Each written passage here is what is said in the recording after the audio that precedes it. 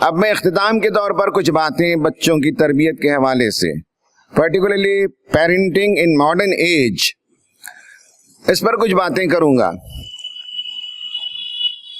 بچے ہمارے لیے اللہ تعالیٰ کی بڑی نعمت ہی، بڑا عطیہ ہیں، اور ماں باپ کو سمجھنا چاہیے کہ بچے اللہ تعالیٰ کی طرف سے ہمارے پاس ایک امانت ہیں، وہ ہمارے غلام نہیں ہیں، ہم ان کے آقا نہیں ہیں، ہم ان کے مالک نہیں ہیں۔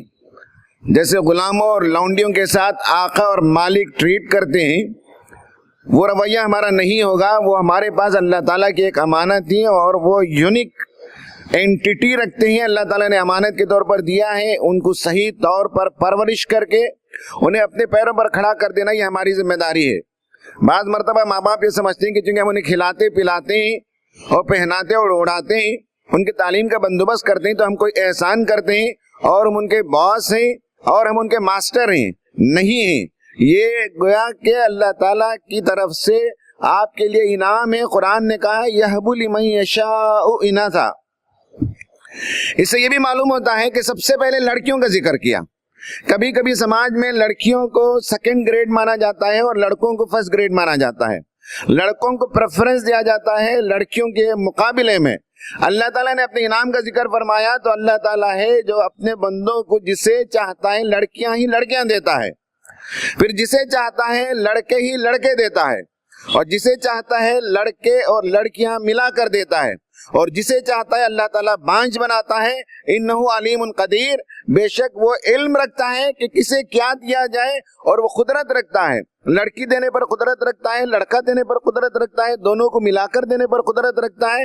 یہ اس کی حکمت کے تحت اس نے دی ہے یہ اولاد، اور اس اولاد کو عطیہ، انعام، گفٹ سمجھنا چاہیے۔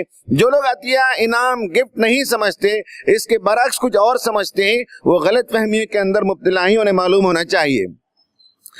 ایک اور بات یہ سمجھ لیجئے کہ ہر آنے والا بچہ دنیا میں یونیک ہوتا ہے۔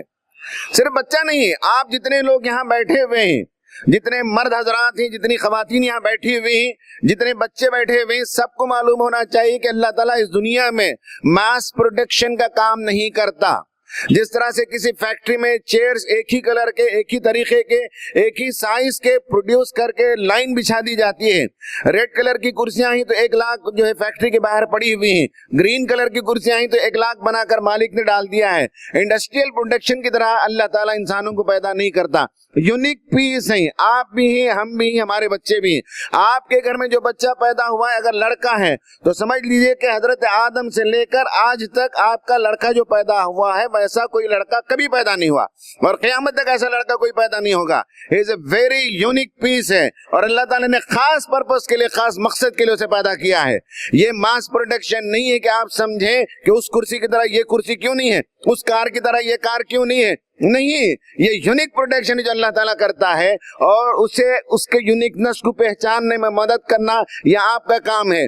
کوئی بچہ مان لے کہ اللہ تعالیٰ نے اسے بنایا ہے آم کا درخت، ایک بچہ ہے ناریل کا درخت، ایک بچہ ہے کیلے کا درخت۔ ہر درخت اپنے آپ میں یونیک ہے۔ اگر آم کا درخت یہ خواہش کرے کہ مجھے ناریل کے درخت کی طرح اونچا ہو جانا چاہیے تھا تو وہ غلطی کر رہا ہے۔ ناریل کے درخت یہ نہ سوچے کہ مجھے برانچز ہوتے تو اچھا تھا، میں آم کے درخت کی طرح پھیل جاتا۔ ہر درخت کو اللہ تعالیٰ نے خاص پرپس کے لیے پیدا کیا، اور ہر پھل انسانوں کے لیے ضروری ہے۔